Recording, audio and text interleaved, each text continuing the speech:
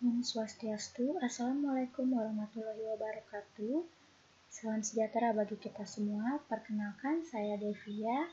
Pada kesempatan kali ini, saya akan menjelaskan sedikit tentang deteksi COVID-19 atau COVID-19 melalui berbagai pertanyaan yang diajukan sebagai tugas dari mata kuliah Sains Masa Depan yang diampu oleh Dr. Inyomantika MSI. Baik, kita mulai pada pertanyaan yang pertama, yaitu mengenai menjelaskan pedoman yang digariskan dalam artikel yang berjudul Direction of COVID-19, A Review of the Current Literature and Future Perspective, Biosensors and Bioelectronics. Ini adalah sumber dari jurnal atau artikel yang akan kita jawab. Baik, kita mulai jawab. Virus corona ini sudah mulai menyebar di seluruh dunia. Virus corona atau merupakan salah satu sindrom pernapasan akut coronavirus 2 ini adalah penyakit yang disebabkan oleh virus yang bernama coronavirus disease 2019 atau kita singkat dengan COVID-19. Telah dibuktikan bahwa virus dapat menyebar melalui droplet pernapasan, aerosol, dan kontak dengan permukaan abiotik. Dan kasus terbaru, ternyata penularan dari penyakit ini juga bisa tanpa adanya gejala.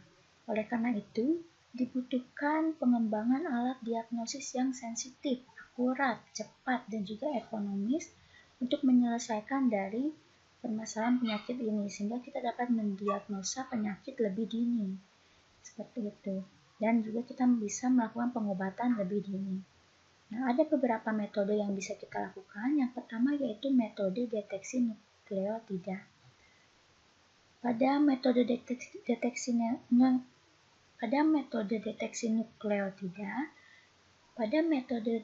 nukleotida ini ada 3 jenis. Yang pertama yaitu metode pengurutan DNA. Yang kedua yaitu metode deteksi nukleotida komersial. Dan yang ketiga yaitu metode deteksi RNA yang tidak dikomersialkan. Untuk metode pengurutan DNA, selama periode awal wabah coronavirus ini, banyak pasien yang terinfeksi coronavirus diidentifikasi secara tepat waktu karena perkembangan pesat dan meluasnya penggunaan teknologi sequencing atau pengurutan DNA dan reaksi berantai transkripsi polimerase terbaik. Teknologi pengurutan DNA dapat digunakan untuk mengeksplorasi mutasi baru dan evolusi isolat.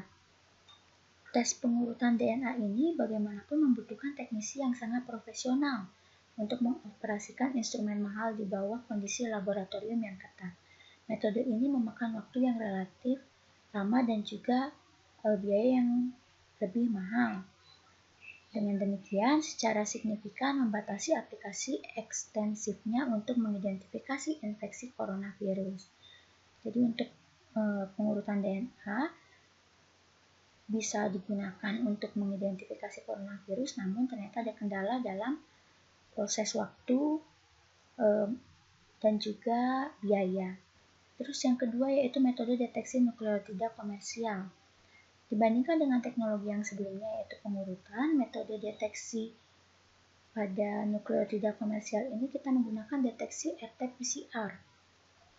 Dan ini biayanya lebih murah, lebih mudah, dan juga bisa digunakan dengan jumlah yang banyak, serta memiliki turnaround time yang singkat. Jadi proses untuk mendapatkan hasil deteksinya lebih singkat dibandingkan yang pengurutan DNA.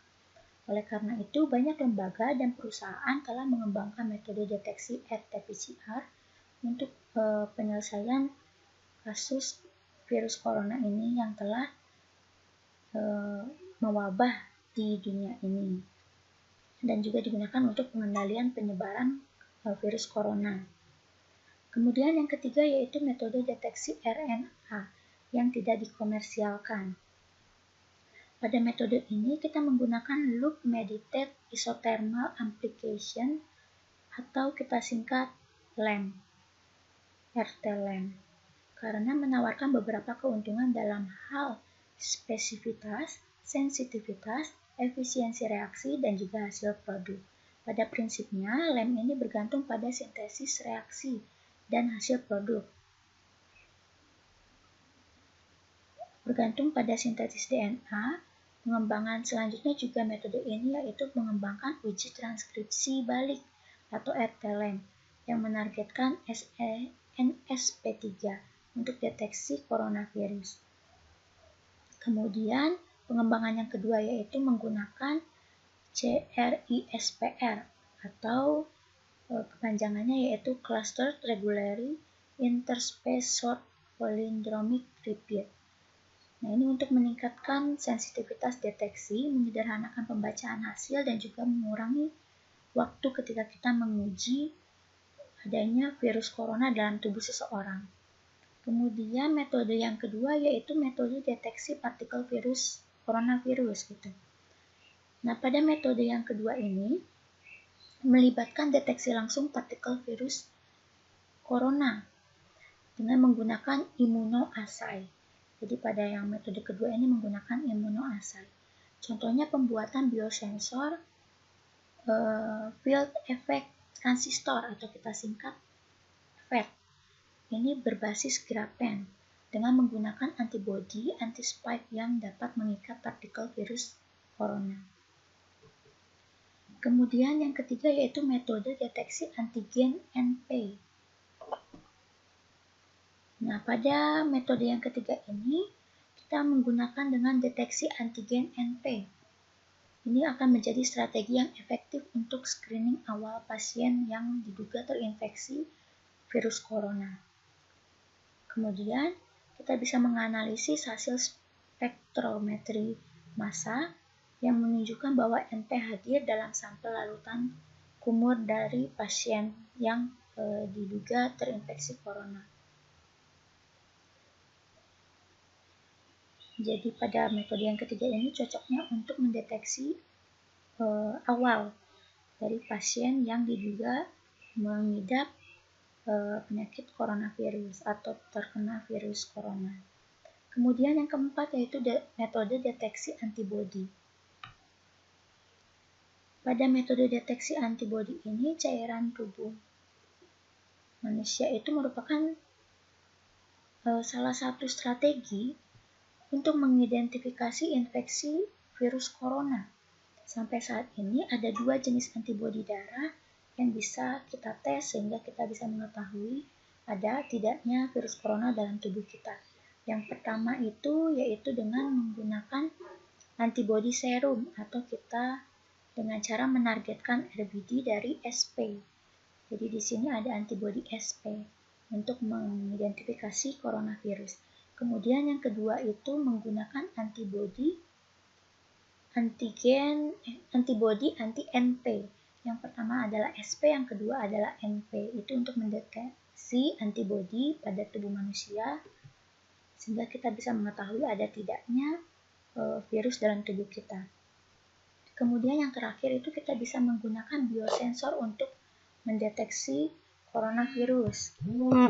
Nah, pada biosensor untuk deteksi coronavirus ini ada 3. Yang pertama yaitu lateral flow assay atau kita bisa terjemahkan menjadi deteksi aliran lateral. Yang kedua yaitu biosensor elektrokimia. Dan yang ketiga itu adalah deteksi asam nukleat berbasis chip. Itu adalah jawaban dari pertanyaan yang pertama. Kemudian ada pertanyaan yang kedua yaitu mengenai jelaskan prinsip kerja dari biosensor elektrokimia ketika untuk mengatasi COVID-19. Ini saya jawab dari hasil kajian pada artikel atau jurnal yang berjudul Electrochemical Methods for Detection of Biomarker of Chronic Obstructive Pulmonary Disease in Serum and Saliva, Biosensors and Bioelectronics.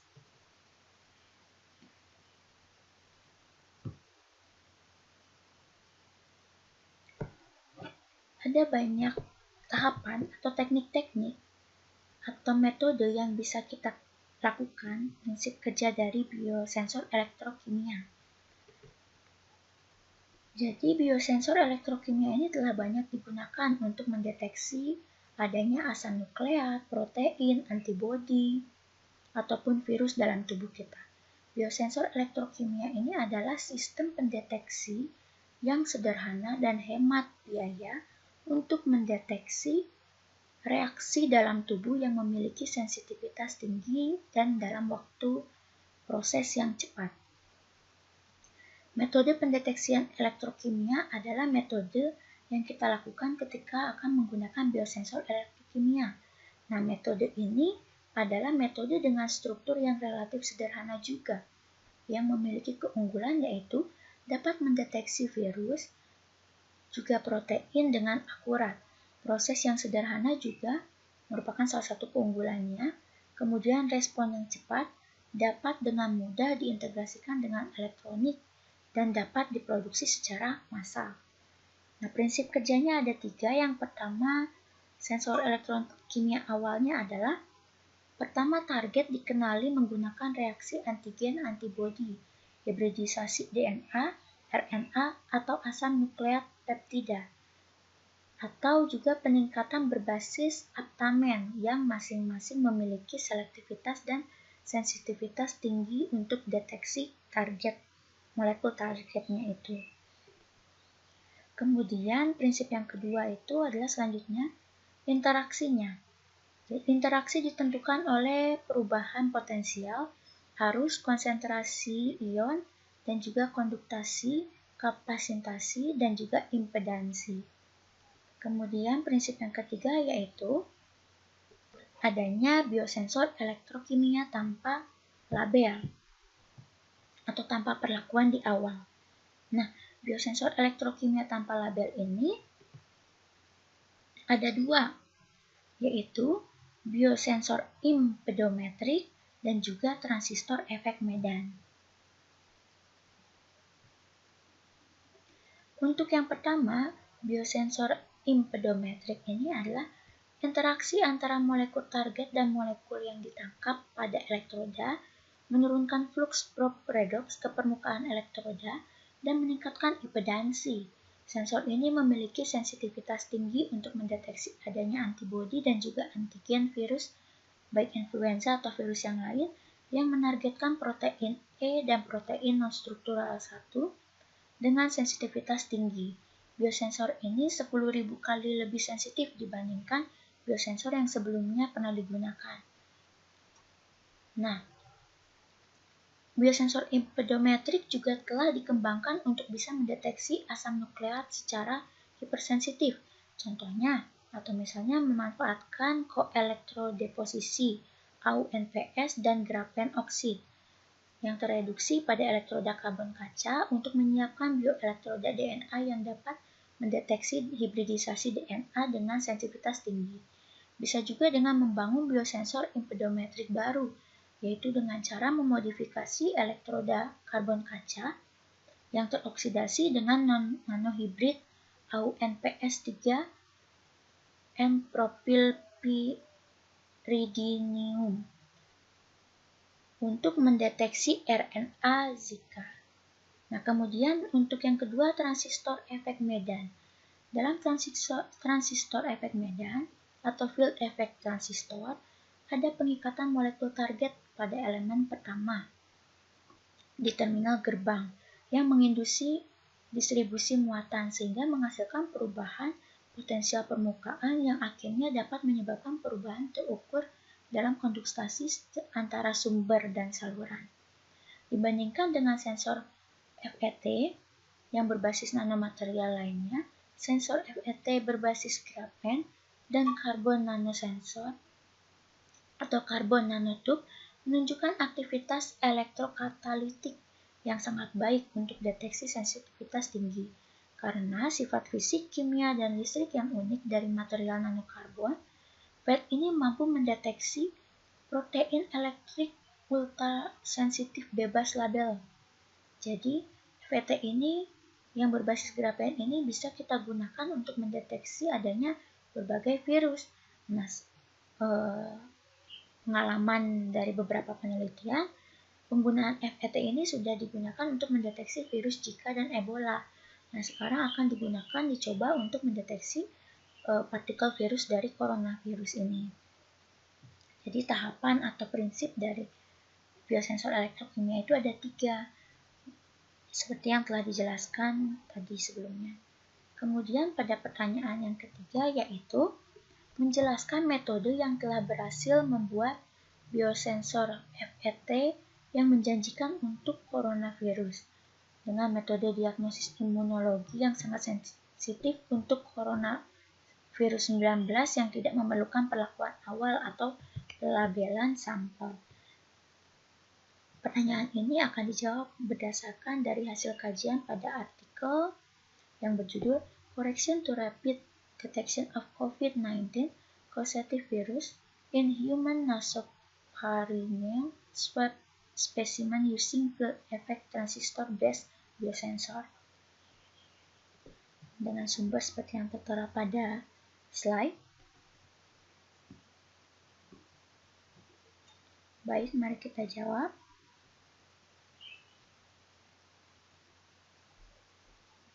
Jadi metode yang bisa kita gunakan untuk membuat biosensor FET berhasil untuk menangani coronavirus itu yaitu adanya eksperimen berulang, yaitu pertama dengan menggunakan sampel yang disimpan dalam ENAT dan yang tidak. Jadi ada yang disimpan dalam ENAT, ada juga sampel yang tidak atau menggunakan media transportasi universal. Nah, ternyata ada tidaknya penyimpanan dalam ENAT ini diperoleh hasil, yaitu yang pertama ketika kita menyimpan sampel dalam ENAT, ternyata untuk waktu yang singkat, sensor FET dapat membedakan sampel pasien. Sedangkan ketika sampel ENAT diterapkan dalam waktu yang lebih lama dalam ENAT ini, sensor FET tidak mendeteksi sampel pasien yang mungkin disebabkan oleh adanya kandungan pada ENAT, yaitu kandungan anidin tiosianat. Nah, zat anidin tiosianat ini dapat mengganggu interaksi antigen dan juga antibodi, sehingga diperlukan eksperimen berulang untuk menentukan batas deteksi sensor FET. Berapa waktu yang bisa kita gunakan ketika kita menyimpan sampel dalam ENAT, sehingga tidak merusak atau mengganggu interaksi antigen dan juga antibodi. Oleh karena itu, biosensor FET akan efektif jika tidak perlu diberi perlakuan awal atau pelabelan sampel. Seperti tadi, kita tidak perlu menyimpan pada ENAT, sehingga biosensor FET dapat dengan jelas membedakan sampel pasien yang terkena virus dan juga yang normal. Biosensor FET ini mampu membedakan sampel hanya dalam 1-3 menit. Prinsipnya seperti transistor. Karena tadi FET itu adalah transistor, jadi prinsipnya sama seperti transistor. Kemudian FET ini mampu mengalirkan arus listrik yang diberikan. Arus listrik ini bisa mengalir jika kita menggunakan bahan untuk FET-nya itu yaitu berupa grafen. Karena grafen itu merupakan konduktor berbentuk lembaran yang memiliki aktivitas elektrokatalitiknya yang tinggi dan sifat transportasi elektronik yang unik. Nah, berikut ini adalah gambar dari untuk jawaban yang ketiga. Ketika kita ingin mendeteksi virus corona dengan cara metode FET, yaitu yang untuk gambar yang A itu merupakan diagram skema untuk sensor transistor efek medan atau FET COVID-19 untuk mendeteksi virus SARS-CoV-2 atau untuk mendeteksi coronavirus dari pasien COVID. Yang B ini adalah bagaimana grafik respon real time dari FET COVID-19 terhadap sampel klinis COVID-19. Kemudian yang C ini adalah scatter plot atau grafik juga plot yang merupakan grafik kesalahan dari respon yang dinormalisasikan. Jadi kemungkinan adanya kesalahan dari respon yang kita terima. Kemudian yang D ini adalah respon real time FET COVID-19 terhadap sampel klinis. Dan yang terakhir yaitu terkait kurva respon tergantung dosisnya. Baik, sekian yang dapat saya sampaikan mengenai jawaban dari beberapa pertanyaan tentang deteksi coronavirus 19. Terima kasih atas perhatian para penonton dalam video ini. Saya sampaikan terima kasih, sampai bertemu lagi pada penjelasan materi selanjutnya. Om Santi Santi Om. Wassalamualaikum warahmatullahi wabarakatuh. Salam sejahtera bagi kita semua.